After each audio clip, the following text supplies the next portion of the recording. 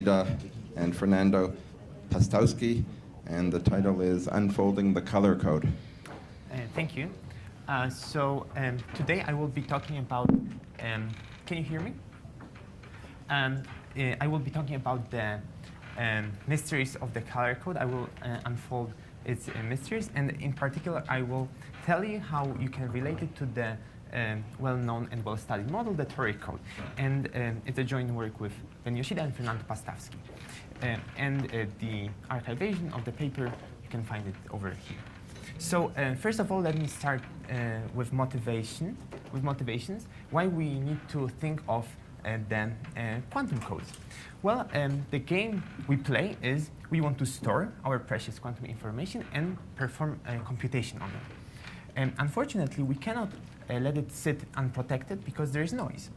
And that's why we need to encode the information. And that's why we have to care about quantum codes. But remember, we not only want to store our quantum information, we want to be able to do something meaningful with it. We want to perform some computation. But at the same time, our computation might, if we don't do it in a wise way, we might corrupt encoded information. And in the talk, I will be looking at two topological codes, one being the toric code. And the toric code is an important example because it exhibits a high threshold. It seems to be experimentally realizable because it's a two-dimensional architecture with 4 body terms. And in principle, it's also scalable. The other model I will be talking about, the color code, is interesting from the viewpoint of transversal logical gates. And in particular, the color code in 2 dimensions has the transversal Clifford group. OK, so the outline of the talk is as follows. I will start with a short intro to topological stabilizer codes. Then I will describe to you our first result, which is the equivalence of the color code and the toric code in the dimensions. Then I will look at the case with codes with boundaries. And I will finish with explaining to you how one can implement a non-Clifford unitary in the toric code in the dimensions. OK, so let's get started. So a stabilizer code, as we learned from Sergey's tutorial, is a code generated by some set of stabilizers. And stabilizers are Pauli operators. And we can associate a code space with +1 eigenspace of all stabilizers. And a notion closely related to a stabilizer code is a stabilizer Hamiltonian. And this is a Hamiltonian which is a sum of commuting terms, and each and every term is a product of Pauli operators. And the ground space of such a Hamiltonian can be thought of as the code space. And as an example, the simplest stabilizer Hamiltonian we can come up with is basically the Ising model, which is a sum of 2-body ZZ operators. And stabilizer codes are pretty nice. They are fairly simple. And oftentimes they are exactly solvable. And despite its simplicity, they can give us a tremendous insight into more complicated problems, like, for instance, classification of quantum phases. And I would like to emphasize that in the talk, I will be looking at the specific subclass of stabilizer codes, the topological quantum codes. And topological quantum codes encode information in non-local degrees of freedom. And these codes have geometrically local stabilizer generators.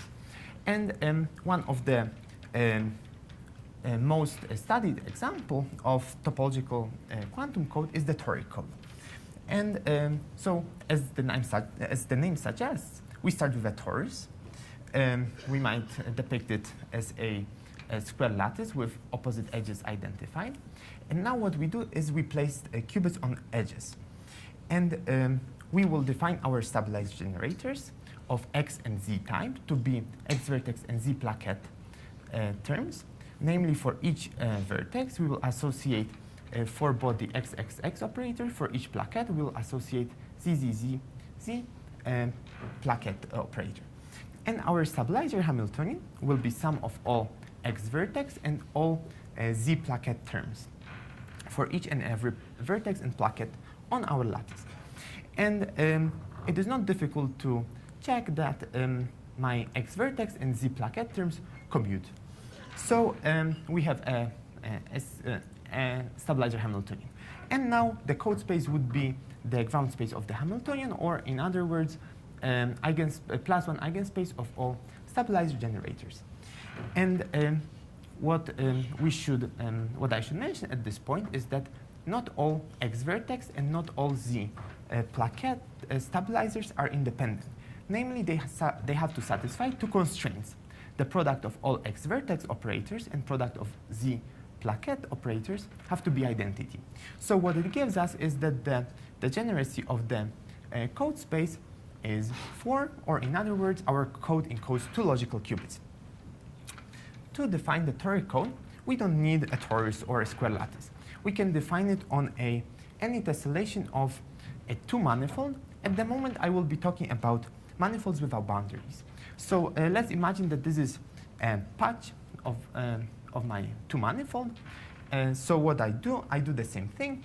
I will place qubits on edges, and I will have x vertex and z plaquette terms, as depicted on this slide.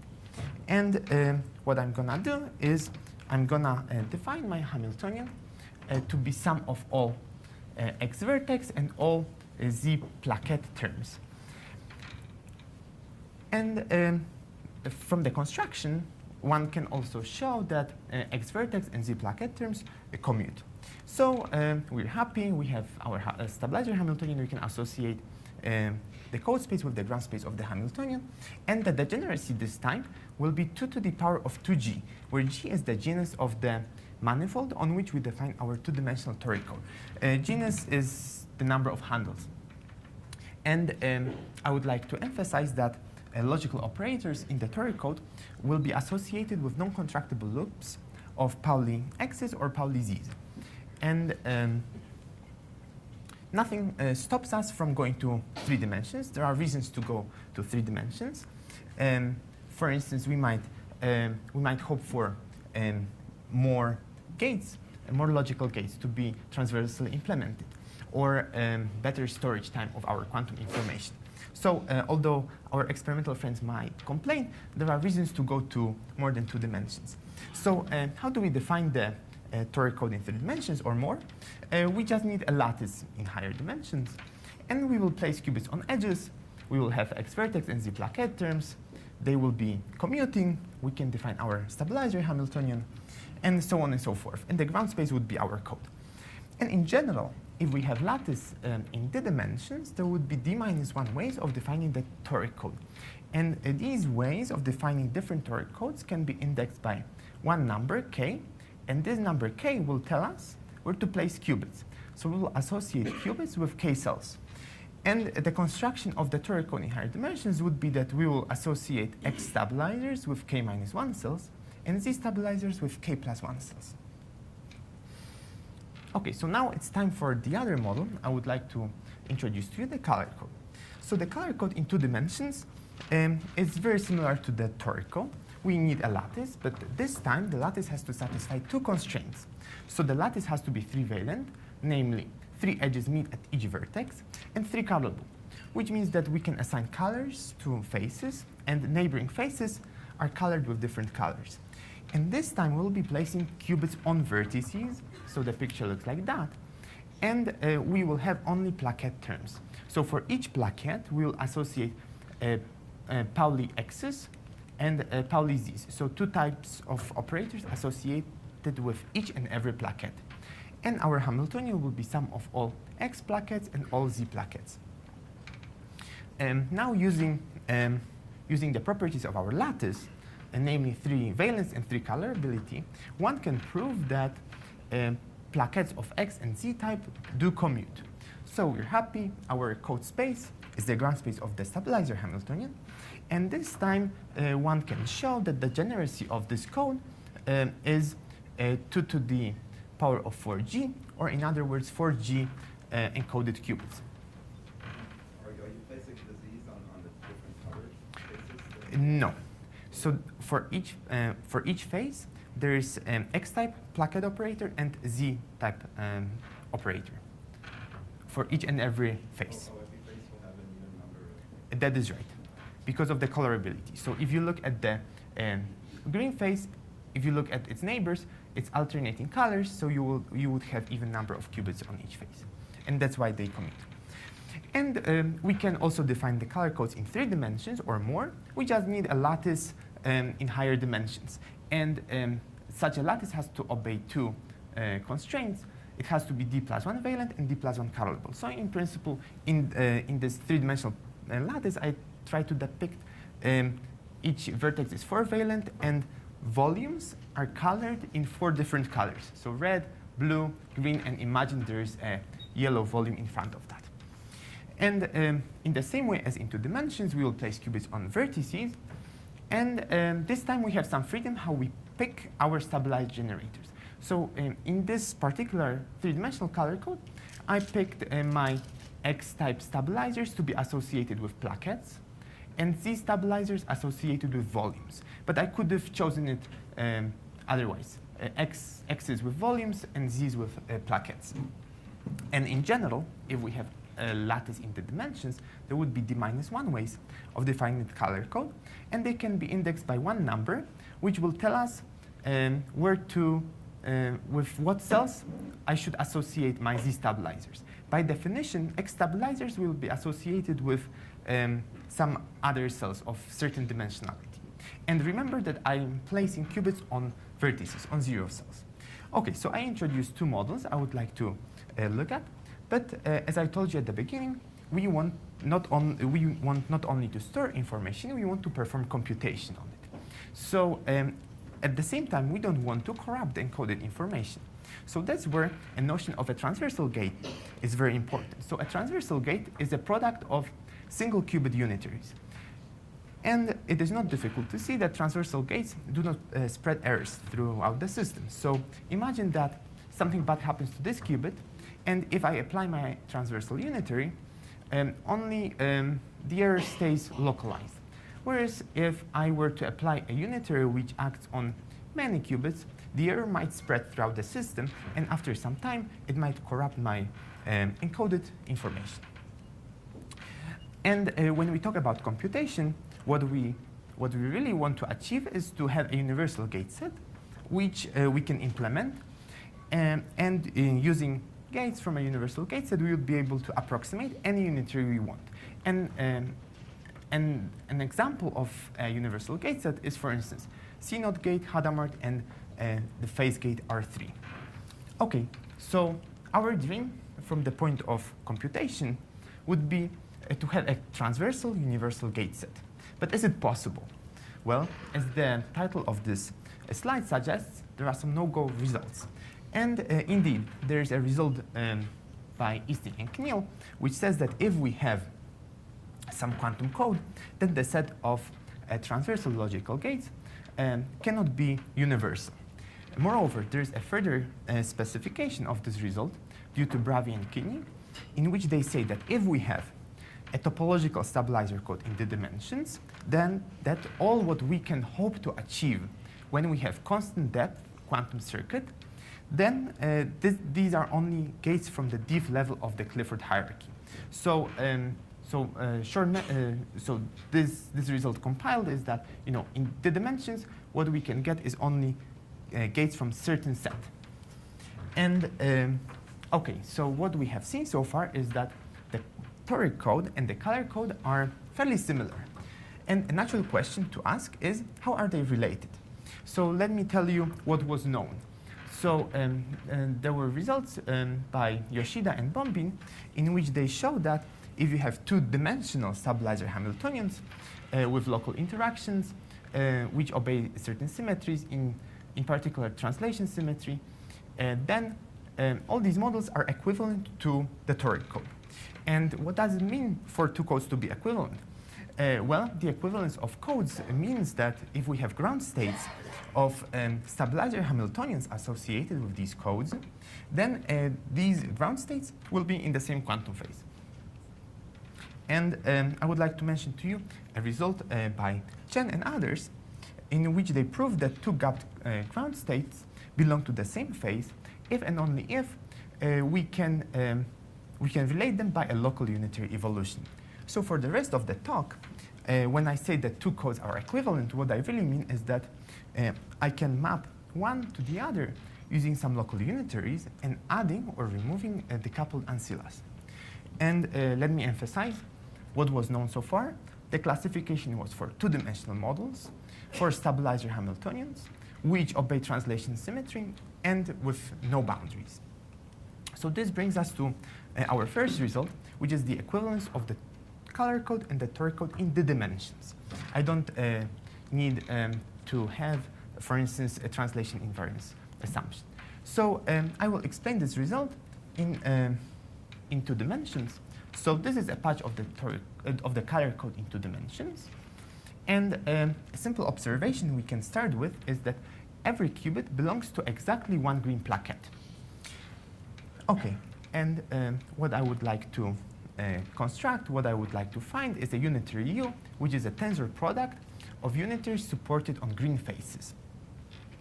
And I would like to have a unitary which also locally transforms two-body XX and ZZ operators according to this pictorial rule. So two-body XX becomes two-body XX, whereas two-body ZZ becomes single-body Z operator. And such a unitary exists.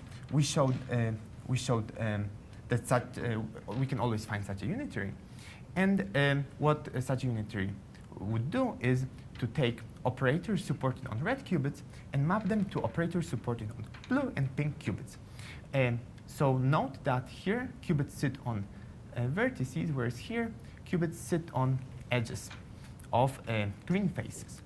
And a natural question to ask is how such a unitary transforms, how could such a unitary transform the stabilizer generators of my color code?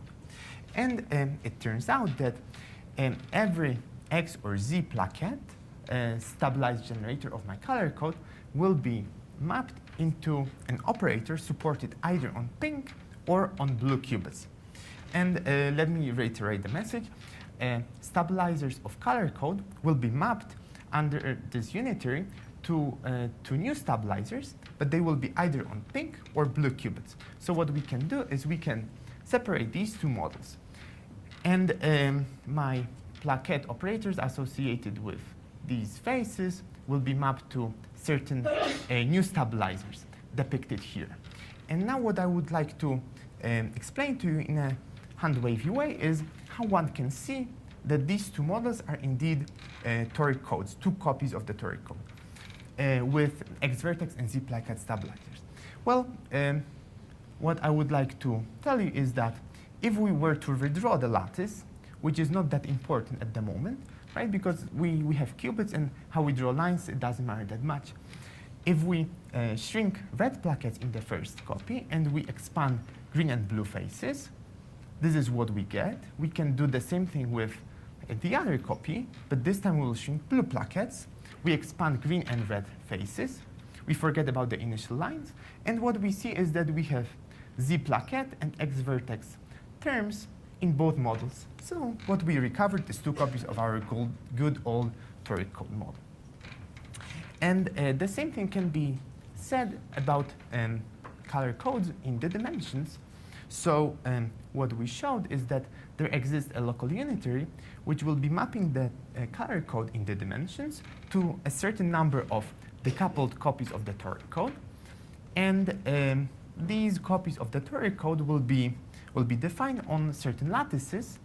And these new lattices will be obtained from the initial lattice we start with by some local deformations.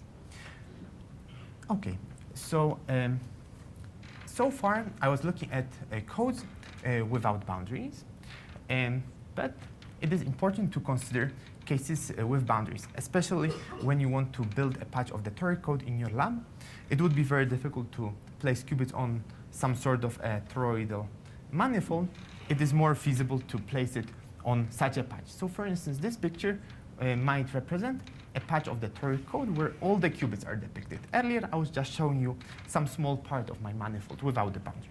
This is the entire system I have. So the toric code in 2 dimensions has 2 types of boundaries, rough and smooth. when you look at the rough boundary, there would be some open edges. So not all plaquettes will be totally closed. And I can think of excitations in the model. And in the toric code, there would be two types of excitations, electric E and magnetic M. And they would correspond to violated X vertex stabilizer. This would be an electric excitation. Or Z plaquette stabilizer. This would be a magnetic excitation. And of course, there could be also a composite excitation, which would be electric and magnetic next to each other.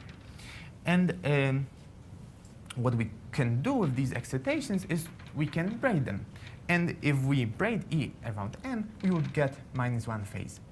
And this patch of the toric code encodes one logical qubit, and representatives of two logical operators for this one logical qubit will be a string of x's connecting two opposite smooth boundaries, and a string of z's connecting two opposite rough boundaries.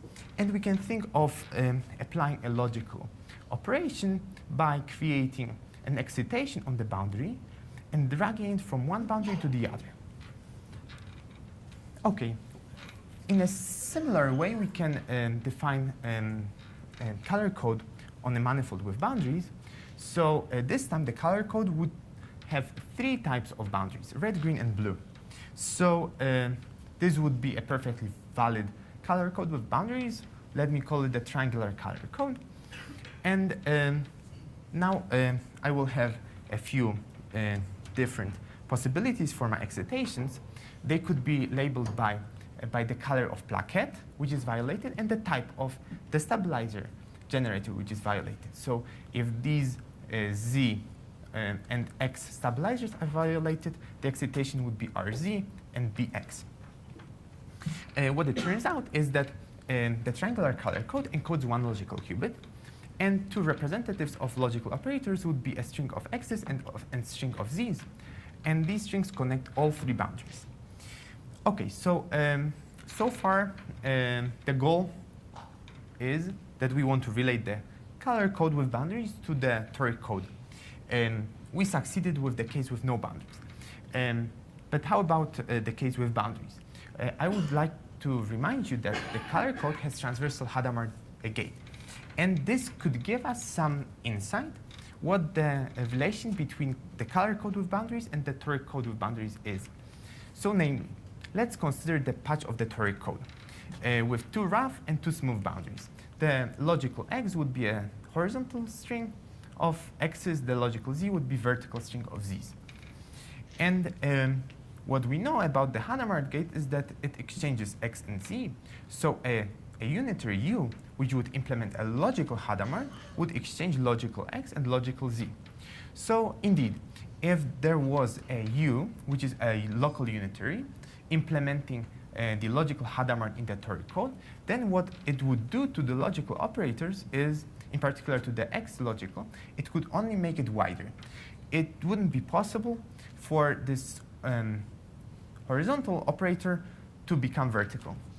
On the other hand, if we were to imagine folding this toric code with boundaries in the same way as we fold a napkin, then the shape of two logical operators would be similar, and then we might hope for a local unitary U to be able to swap these two operators. And let me just mention that this approach is similar to ideas presented in the paper by Beverland and others. So let me make this folding idea more concrete. So color code unfolded. So let us consider the triangular patch of the color code. And what we are going to do is we're going to apply logical unitaries on green plaquettes, like depicted here. And using the same approach, arguing the same way as I argued for the first result, we would be able to map red qubits and operators supported on them onto pink and blue qubits. And stabilizer generators of my color code would be supported either on pink or blue qubits. And now if we were to unfold this model, we would be able to obtain the toric code with boundaries. And now there's an important difference between the case with boundaries and the case without boundaries. Namely, pink and blue qubits are almost decoupled, but along the fault, along the initial green boundary. And a similar story happens in